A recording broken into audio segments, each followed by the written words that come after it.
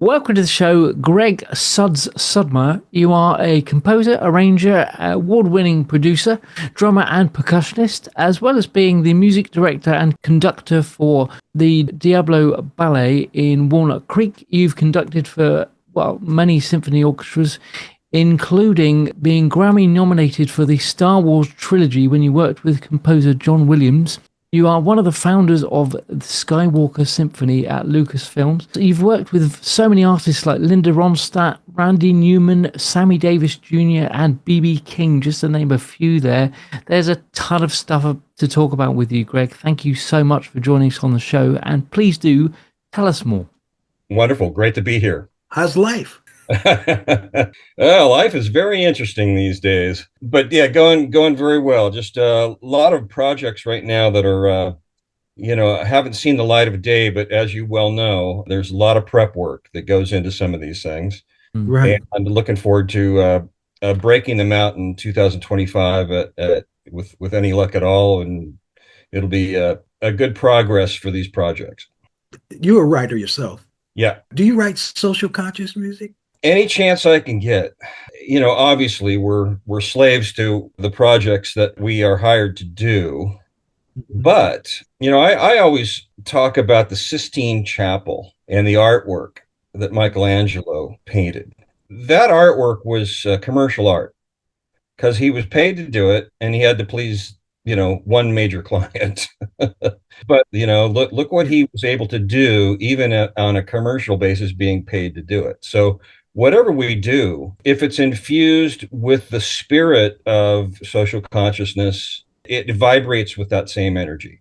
With all the work you've done, Skyler, I mean, you know what that feels like. There's a great Beethoven quote on one of his compositions called Missa Solemnis. His inscription is, "From the heart, may it go to the heart." Right. Oh, I like that. I'm sure you know that there's a magic to when you're performing or recording and you really feel the heart at work. There's something that's added to that project or that performance that people don't really understand what it is, but it moves them.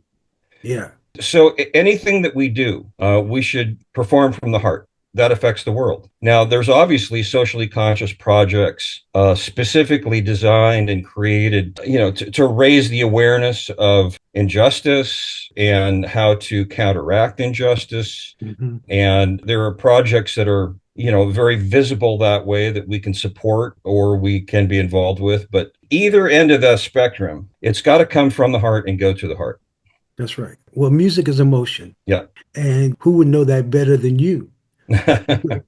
Certain instruments, if you want somebody to cry, you play strings. Yeah. Sexy part, they play a saxophone, Yeah. It's certain instruments that line up with the visual. Right. They play on the heartstrings. Right. Yeah. Right. Yeah. Right. And we have to use it like that. I'm trying to get the young people to write positive lyrical content. Right. And make that exactly right. Yeah. Because there's been such a wealth of non-positive lyric content. Well, yeah, mostly.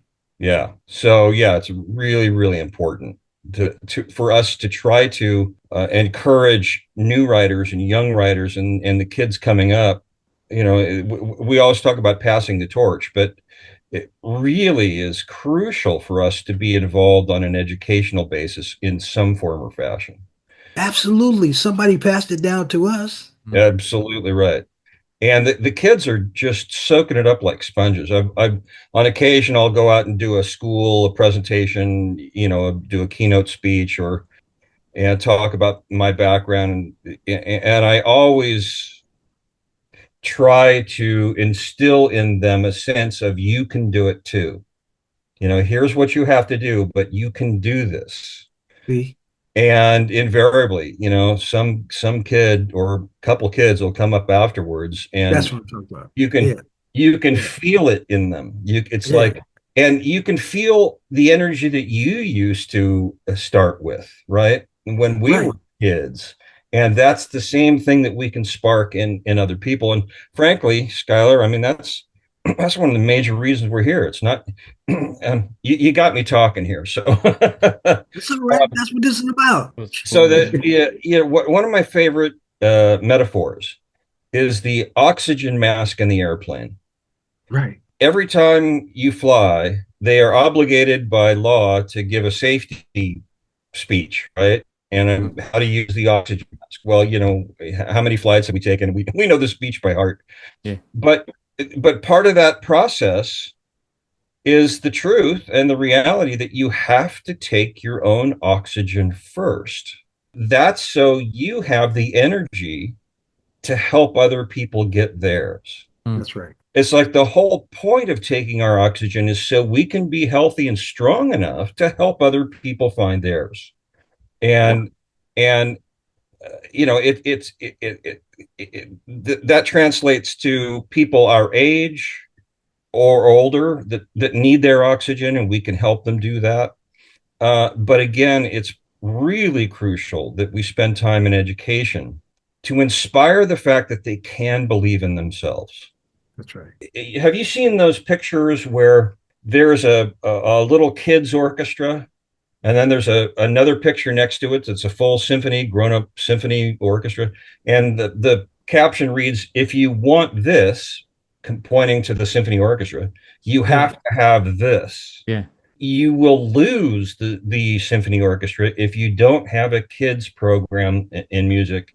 It's only a matter of time till it dies out if you don't keep supporting the kids' interest and their confidence that they can contribute to the world with the talent that they have.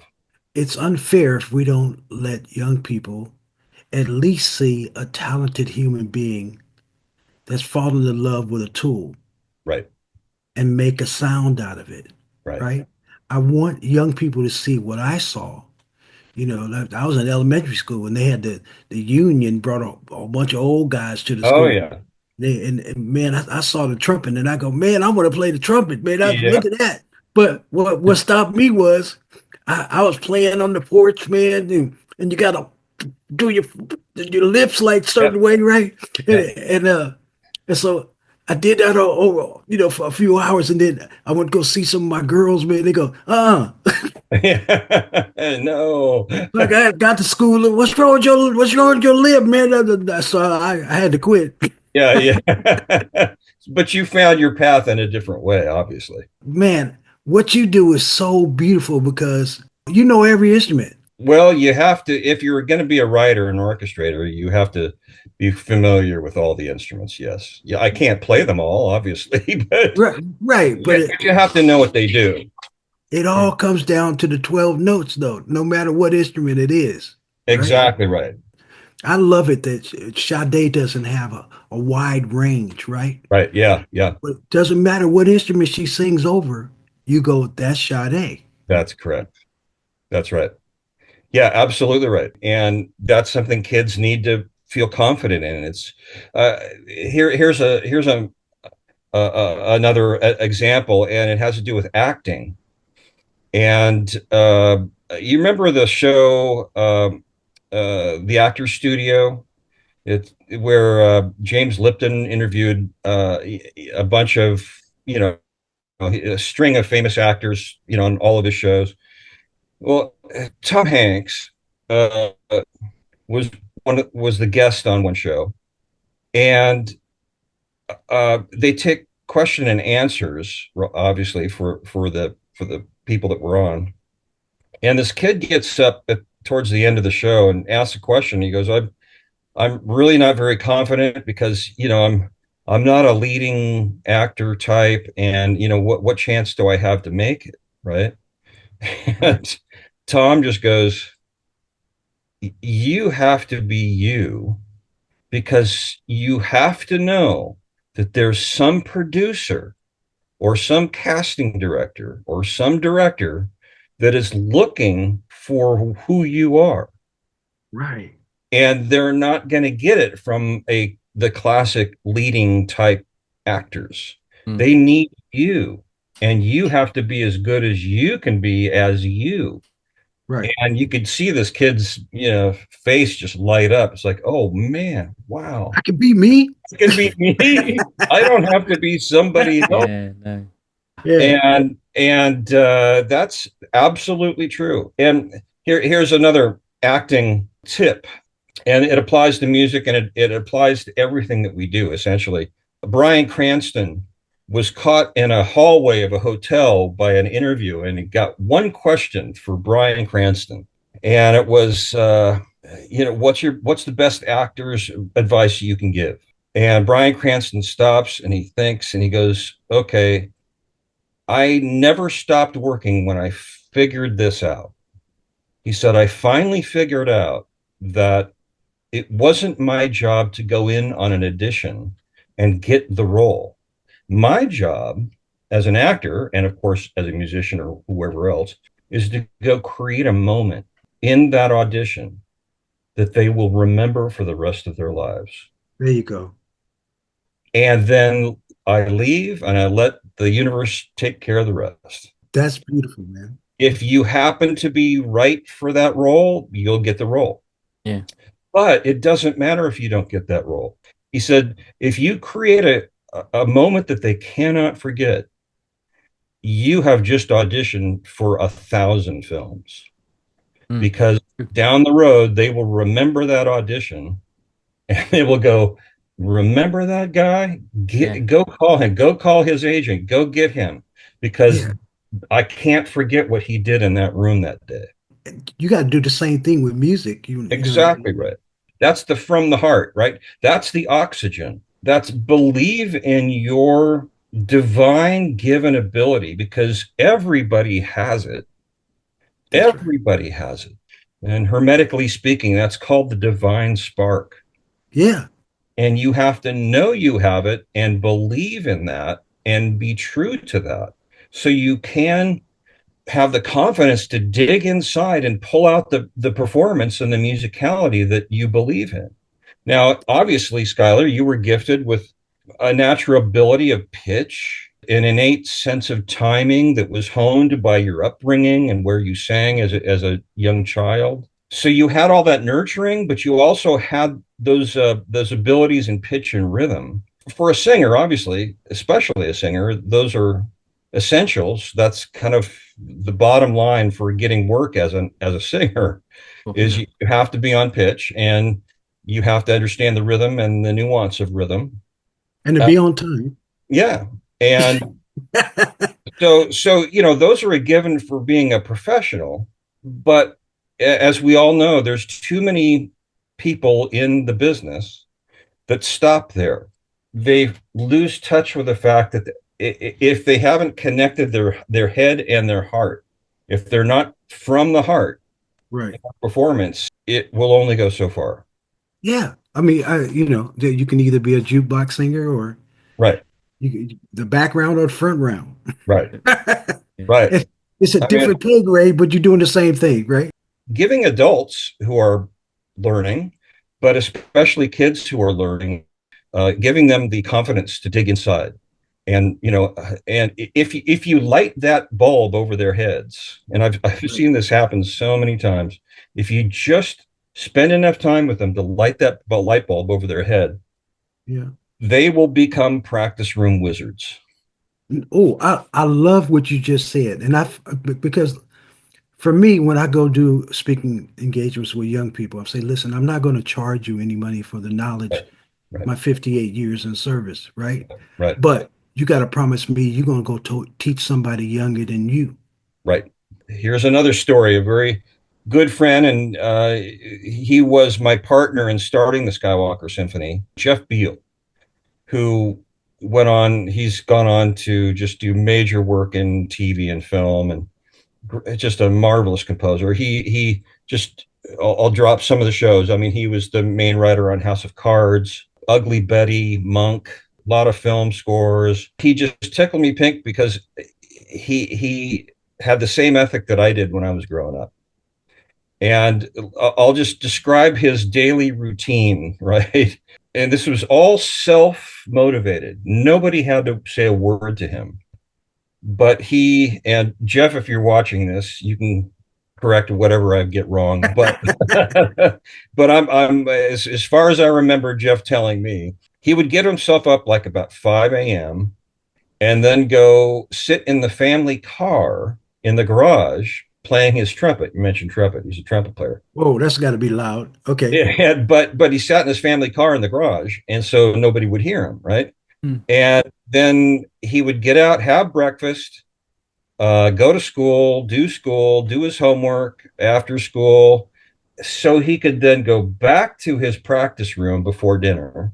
And then he would eat dinner with the family for about a half an hour, 45 minutes, and then finish the night practicing. Day after day after day after day. That's not only dedication, He found that light bulb, and he went, I can do this. Yeah. He went on to attend Eastman School of Music as a student and went on to win like 11 Downbeat Awards at Eastman, right? He found his sole purpose. See? Exactly right.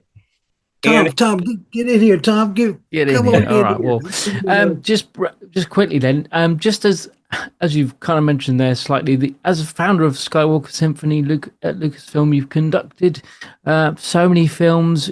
With regard to the film work you've done, how does the composition and arrangement work for you personally? Do you kind of get given a script and go, we want music for this scene, or do you have some ideas in your head because someone says this is the title of the film, and then you present those compositions and they pick what? How does that? If you can describe it, how does that work? Yeah, the process essentially is similar for every film composer, whether it's feature films or documentaries or commercials, or basically you sit down with the director and the writers, and you have what's called a spotting session. Okay. And you talk about, they go through the footage, and then you talk about, first of all, where music seems to fit. I mean, there is no music at the time. You're just watching footage, right? Yeah. And then you really decipher, okay, this moment here, music is the language of the ineffable, right? It's like when words don't cut it alone, music happens, right? Yeah. So you have to decide in that film where you're starting to cross that bridge where music represents the nature of that scene. Now, let me stop that. And you can sign on to, I'm not going to name any shows, but you can sign on to some shows presently. Yeah. And you can hear this kind of wall-to-wall carpet background music that they just slap on, and it just doesn't work. No. It's cheap. Right. It keeps the cost really low, and that's why they do it. But again, from the heart may go to the heart. It does not go to the heart. No. And therefore, the overall project suffers because it just cannot rise above that just mediocre level. No. Right. But in the major films, and this is something I've had the great pleasure of, obviously sitting, having lunch with John Williams and picking his brain for all it was worth. But there's footage of John sitting with Steven Spielberg, having discussed the spots where music will work. And then John, and of course every film composer goes through this process where you think about the story and you think about the characters involved and you think about the meaning behind the lyrics, or the behind the script. Mm-hmm. And you essentially just listen to nothing inside yourself, right? Until, and they, it for many thousands of years, it's been called the muse. Yeah. Mm-hmm. Until the muse drops something in your consciousness that says, this feels like that character. Right. Wagner was one of the famous users of what's called leitmotif, which is a certain theme for a certain character. Star Wars, John Williams used it. John Williams used leitmotif. Dun dun dun dun da da. When you hear that, Darth Vader's somewhere, right? But Luke and Leia's theme. Han Solo's theme. I mean, he used thematic material or what's called leitmotif. But he would just listen inside himself, and the muse somehow, some way, Yeah. creates this feeling that you can start plunking out. Yeah. And now here's something many people don't know. If you sing the Star Wars theme, Yeah. Yeah. and you do it, and you play it on the piano, you can boil it down. You can reduce all the ornamentation that John put in it, and you can boil it down to one song, and that's Twinkle Twinkle Little Star. What? Check it out. Oh, I'm Wow. gonna try that. Check it out. Check it out. You'll go, okay, here's the pitches in that melody, and it's like you play those pitches, and then you go, wait a minute. Da da be da da da da, right? Twinkle twinkle, right? Little light. It's like, and you go, oh my gosh, there's Star Wars. So John, I think probably the muse connected him to that inspiration, and he then birthed it into this new version, right? Yeah. Amazing. So the process basically is working with the director. Now, obviously, then once you come up with your ideas, then you present your ideas to the director. Yeah.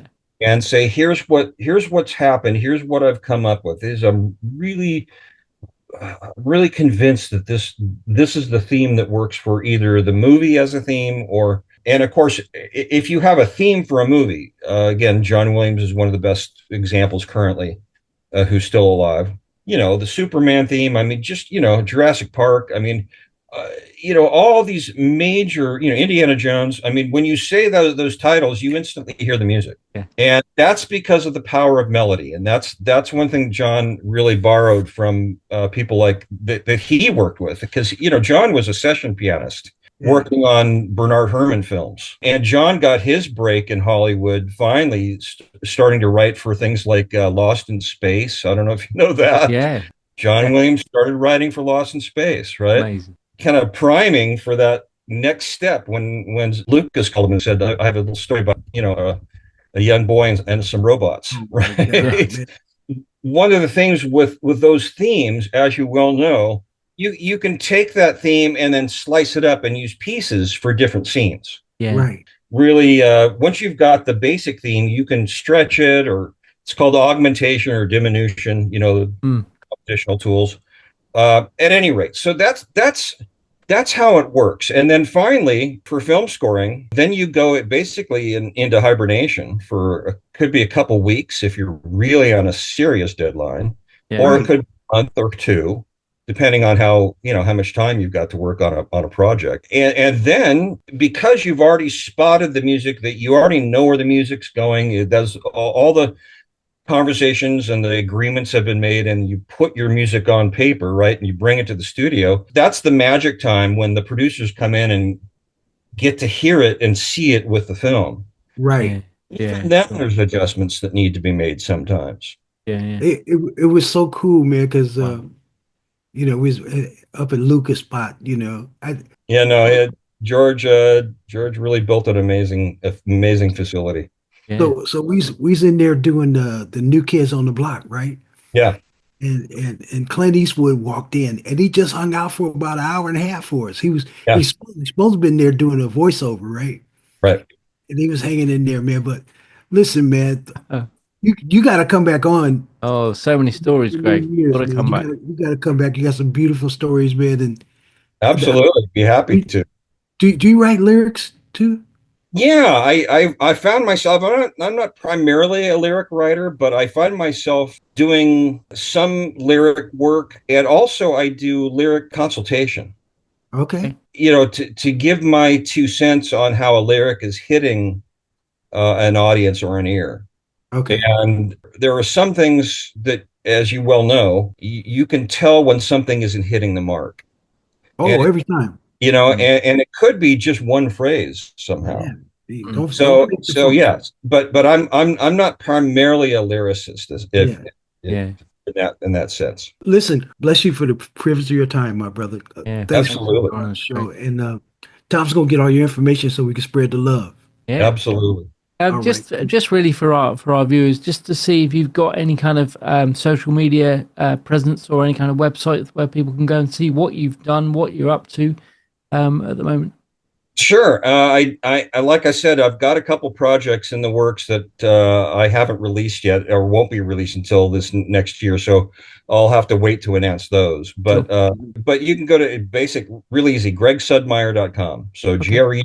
GRESUDMEIER.com, and that's got my history and some of the projects that we've worked on, and a little bit of there's a story on the blog page, the blog section of the page, that talks about how Jeff and I got the interviews for Skywalker. And it's wow. I tried to make it kind of humorous. So worth a read. Excellent. Much love, brother. Namaste. Absolutely. Thank you, Skyler, Tom. It's great to see you, and we'll do it again sometime. Music can save the world. Music can save the world.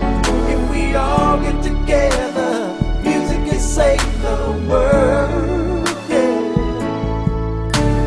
Music can save the world. Music can save the world. If we all come together, music can save the world. There's an urgency facing our humanity. Thank you so much for watching. To stay up to date, please click subscribe and hit the bell. You can also join our group on Facebook and find us on LinkedIn and Instagram.